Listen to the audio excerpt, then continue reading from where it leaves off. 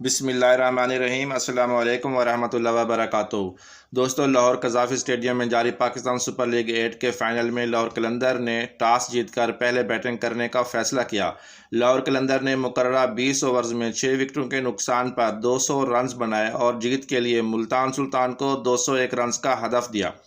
दोस्तों, वीडियो में आगे बढ़ने से पहले आपसे गुजारिश है कि वीडियो को लाइक और शेयर कर दें। चैनल पर नए हैं तो चैनल को सब्सक्राइब कर दें, साथ दिए गए घंटी के बटन को भी दबा दें ताकि आपको PSL की अपडेट्स बर वक्त मिलती रहे।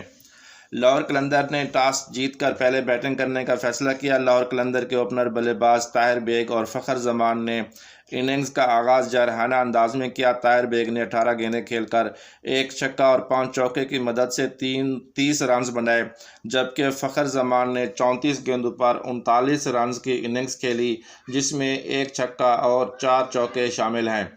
अब्दुल्ला शफीक ने बहुत ही जारहाना और बेहतरीन बल्लेबाजी करते हुए 40 गेंदों पर 2 छक्के और 8 चौके की मदद से 65 रन्स की बेहतरीन इनिंग्स खेली। साम बिलिंग ने 8 गेंदों पर 9 रन्स बनाए, जबकि हसन भट्टी 0 पर आउट हुए। सिकंदर रजा भी 2 गेंदें खेलकर 1 रन्स बना सके।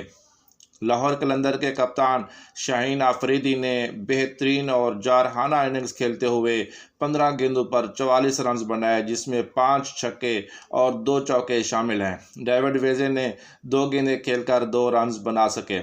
इस तरह लाहौर कलंदर ने अब्दुल्ला शफीक और कप्तान शाहीन आफरीदी की जारहाना और बेहतरीन बल्लेबाजी की बदौलत मुकर्ररा 20 ओवर्स में 200 रन्स का बेहतरीन टारगेट मुल्तान सुल्तान को देने में कामयाब हुए।